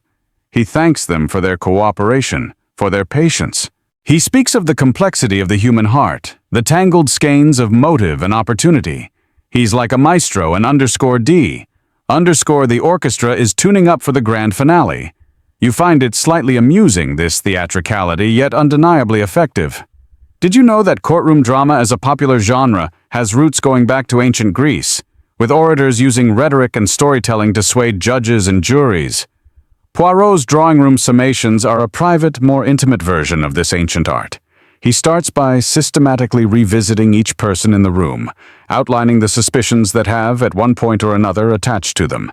He speaks of Ralph Peyton, the missing heir, his debts, his quarrel with Ackroyd, his secret marriage to Ursula Bourne. A strong case, yes? The motive, the opportunity, the flight which proclaims the guilt? Ursula flinches but says nothing. He turns to Ursula herself, her secret marriage, her presence near the study window around 9:30, her fear for Ralph. "You saw Mr. Ackroyd alive then, madame, or so you say." His gaze is penetrating. He addresses Geoffrey Raymond. The secretary's need for money, though not as pressing as Ralph's, his inheritance, that unexplained telephone call to Liverpool. A young man of ambition, perhaps, who saw his chance? Raymond shifts uncomfortably but meets Poirot's gaze. He speaks of Mrs. Cecil Ackroyd, her constant financial woes, her disappointment with the will, her convenient migraine. "Desperation, madam. It is a powerful stimulant, non?" Mrs. Ackroyd dabs her eyes with a lace handkerchief, murmuring about her shattered nerves. Even Major Blunt does not escape scrutiny, though Poirot phrases it gently. His quietness, his knowledge of exotic weapons, a polite euphemism perhaps, his presence on the scene. A man of action, the Major, who saw perhaps an injustice he felt compelled to rectify? Blunt simply stares back, unmoved. Poirot doesn't spare the staff. Parker, with his history of blackmail. "A crime once committed, Parker. Is it not easier a second time, if the stakes are high enough?" Parker's jaw tightens. Miss Russell, with her secret son, Charles Kent, a ne'er-do-well who was lurking in the grounds. A mother's fear, Miss Russell, it can lead to desperate measures to protect her child, or to silence one who threatens that child's exposure. Miss Russell remains stoic, but her hands are clasped tightly in her lap. As he speaks, weaving these threads of suspicion together, he watches them. He notes every flicker of an eyelid, every tightening of a lip, every nervous gesture. It's a psychological game, played with consummate skill. He creates an atmosphere where secrets feel compelled to surface. Historians still argue whether such intense psychological pressure in an interrogation setting is more likely to elicit truth or false confessions. Poirot seems confident in his ability to distinguish between the two. He pauses, letting the weight of his words settle. "Each of you," he says slowly, "had a reason, however faint, however compelling, that might have led you to wish Roger Ackroyd ill, or to seize an opportunity that presented itself that night. Each of you had some proximity to the events, and each of you," his voice drops slightly, "has not, perhaps, told the entire truth." A collective intake of breath. He is not just accusing one person, he is implicating them all in a web of half-truths and deceptions. He speaks of the missing blue envelope from Mrs. Ferrars. That letter, it named her blackmailer. That blackmailer is, in all probability, the murderer, for if Mr. Ackroyd read that letter and knew the name, that person would be ruined. He talks about the timing, the locked room, the open window. He brings up the scrap of starched cambric he found, the unusual mud on the windowsill, the little gold ring Major Blunt saw and that subsequently vanished.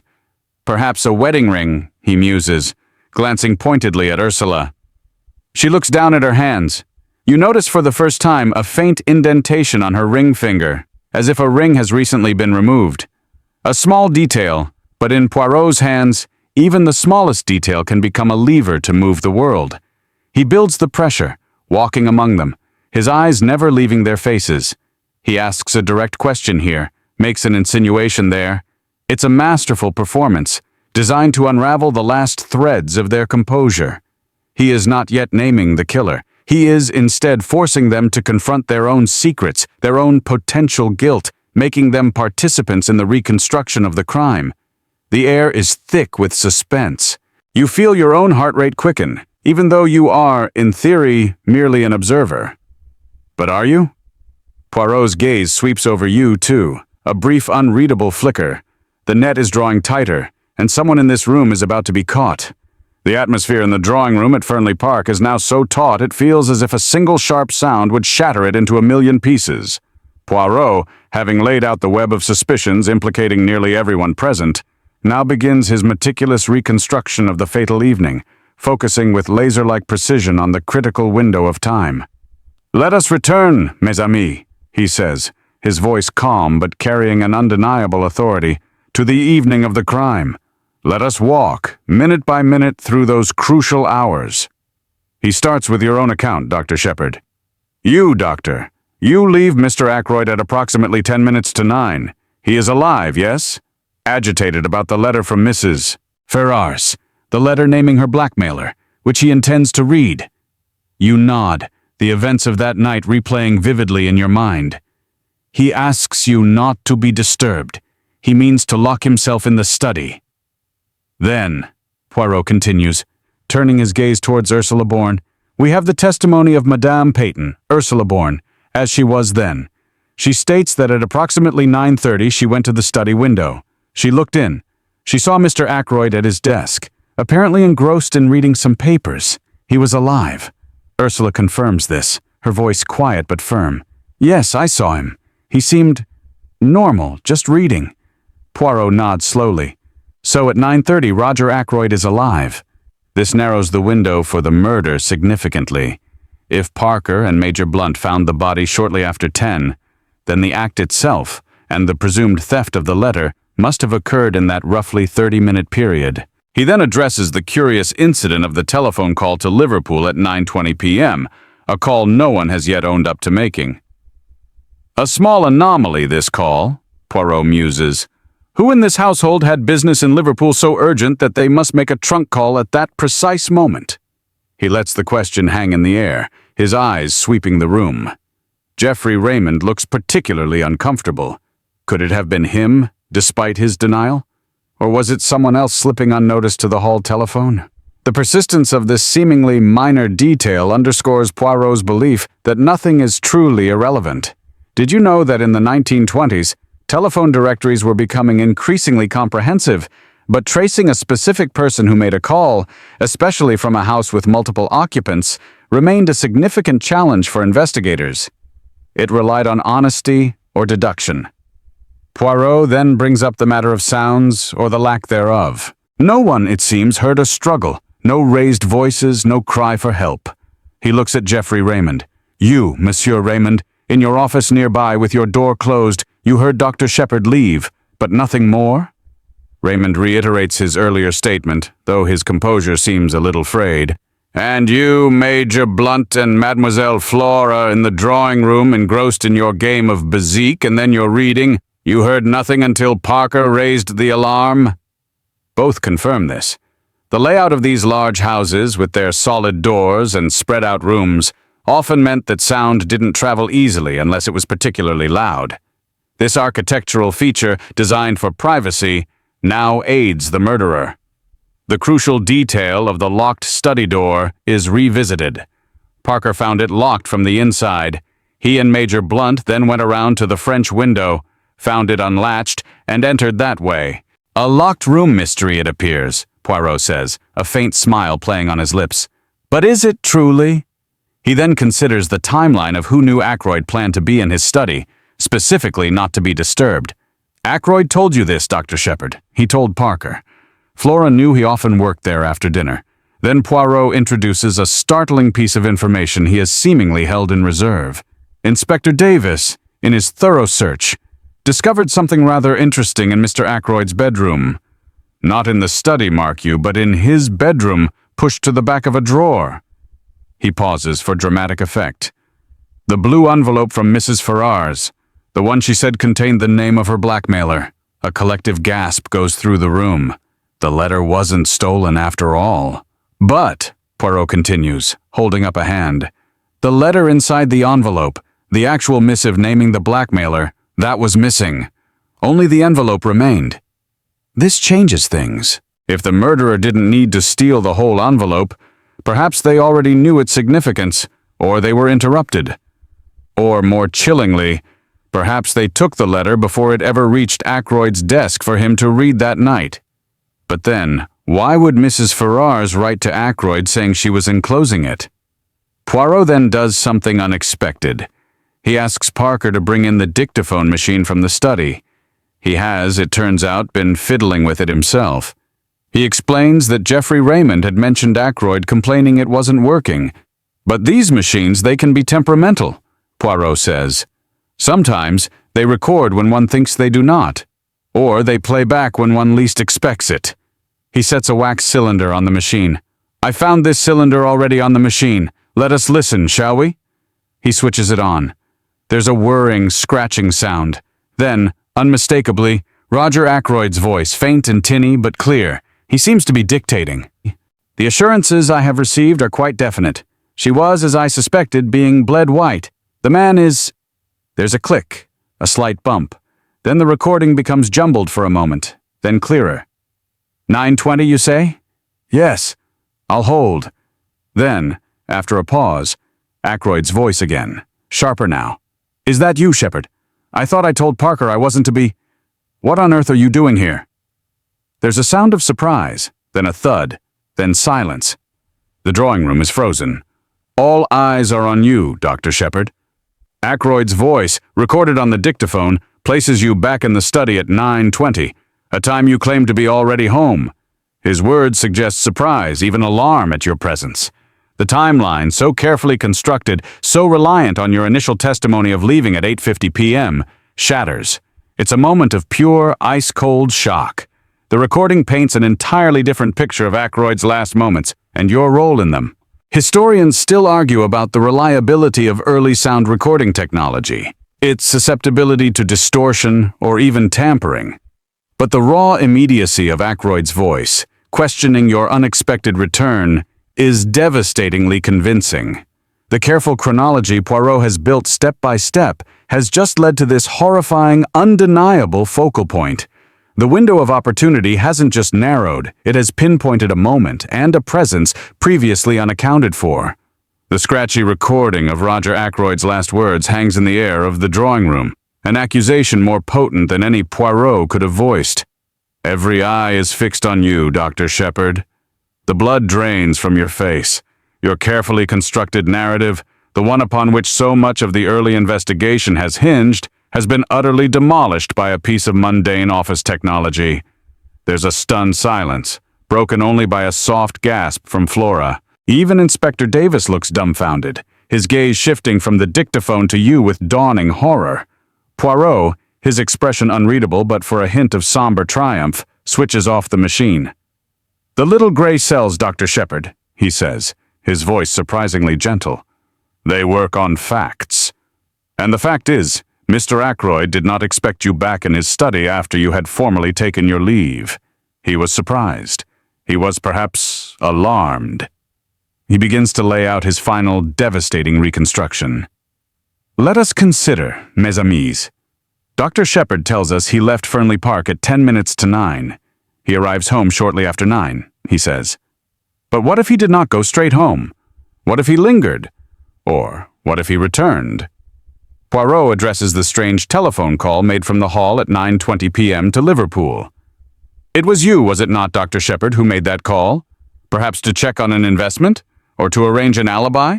No one else admits to it. You had the opportunity. You knew the layout of the house." He continues, his logic relentless, weaving together all the threads. "Mr. Ackroyd expected to be alone to read Mrs. Ferrars' letter, the letter that named her blackmailer. You knew of this letter, Doctor. You knew its immense significance. Mrs. Ferrars had died that very day from an overdose of veronal, a drug you, as a doctor, would have easy access to and knowledge of. Perhaps her death was not a suicide, but precipitated by a visit from her blackmailer earlier that day, a blackmailer who feared she was about to expose him to Roger Ackroyd." The room is cold, despite the well-appointed furnishings. "Imagine the scene," Poirot says, his voice painting a vivid picture. "You, Dr. Shepard, are Mrs. Ferrars' blackmailer. You had been systematically bleeding her for a year. You knew she was close to Roger Ackroyd. You learned, perhaps from her own distressed state, that she was on the verge of confessing everything to him. You may have even hastened her death, perhaps by advising her on a fatal dose, presenting it as a sedative. When you learned from Ackroyd himself that evening that Mrs. Ferrars had left him a letter naming you, you knew you were finished. Your reputation, your career, everything would be destroyed. His gaze never leaves your face. So you left Fernley Park as arranged. But you did not go far. You perhaps slipped back into the grounds, waiting. You knew Ackroyd's habits. You knew he would be in the study. Perhaps you made that telephone call from the hall as a distraction, or to create a false trail. Then you went to the study window, knowing it was sometimes left unlatched, or perhaps you saw an opportunity. You entered. Roger Ackroyd, hearing a sound, perhaps using his new dictaphone, looks up and sees you. "Is that you, Shepard? I thought I told Parker I wasn't to be. What on earth are you doing here?" His surprise is genuine. Your return is unexpected, menacing. Poirot picks up the story you yourself had narrated earlier, but with a chilling new perspective. You had in your possession, Doctor, your little black bag, so useful for a medical man, and perhaps, in that bag, you carried the Tunisian dagger, taken earlier from the drawing room display when no one was looking. An impulse? Or a premeditated act? It is hard to say. You silence Ackroyd. Swiftly. Professionally. Then, you must find the letter. You search the desk. You find the blue envelope. You remove the incriminating letter from Mrs. Ferrars, the one that names you. You might have intended to destroy the dictaphone recording, but perhaps you were disturbed, or thought no one would ever think to play it. You then latch the French window from the inside, go out through the study door, locking it behind you with Ackroyd's key, which you then place back on his keychain or pocket. You make your way home, arriving just in time to establish your alibi with your sister Caroline. He looks at you, Dr. Shepard. The call from Parker, informing you of the murder, it must have come as a shock, but also as a strange kind of relief. You, the respected local doctor, would be one of the first on the scene. You could guide the initial observations, perhaps even subtly misdirect. And for a time, you did. You played your part beautifully. The concerned friend, the helpful witness. You even, with a brilliant touch of audacity, wrote down the account of the investigation, controlling the narrative, focusing suspicion elsewhere. It's a masterstroke of villainy he outlines, the narrator as the killer, a technique almost unheard of. Historians still argue whether Christie's use of an unreliable narrator in this way fundamentally broke the established rules of the detective genre or ingeniously reinvented them. The scrap of starched cambric Poirot found? From your own handkerchief, Doctor, perhaps used to wipe the handle of the dagger, dropped in your haste. The mud on the sill? Your own from when you re-entered. The little gold ring Major Blunt saw? Poirot theorizes it was perhaps something you dropped and managed to retrieve later when you returned to the scene as the attending physician, under the guise of examining the body. Your silence is your confession. The careful edifice of your deception has crumbled. Hercule Poirot, with his insistence on order and method, his attention to the smallest inconsistency, his profound understanding of human nature, has seen through it all. The other occupants of the room are stunned into silence, gazing at you with a mixture of disbelief and horror. The quiet, unassuming village doctor, the kindly chronicler of their tragedy, revealed as a ruthless blackmailer and a cold-blooded killer. Poirot's voice softens slightly, though the steel remains. It was a clever plan, Dr. Shepard, very clever. But you forgot one thing. You look up, your face ashen. What was that? Your voice is a hoarse whisper. The little gray cells of Hercule Poirot, he says, almost sadly. And the fact, Doctor, that every murderer, however clever, always makes one mistake. Your mistake, perhaps, was underestimating the quiet genius of the man who moved in next door, the man who grew vegetable marrows and solved murders with equal aplomb. The charade is over. The unseen hand that struck down Roger Ackroyd, that manipulated the lives of those around him, is finally, shockingly revealed. It was you, his confidant, his chronicler, his killer. The peace of King's Abbot is irrevocably shattered, not by an outsider, but by one of its own. And as the formalities begin, as the mechanisms of justice slowly start to turn, you sit there, a figure of profound desolation, your world reduced to the confines of this drawing room, and the inescapable truth that Hercule Poirot has so brilliantly unveiled. The babble of your sister Caroline, the mundane routines of your practice, the quiet streets of King's Abbot, all now belong to a past that is forever out of reach.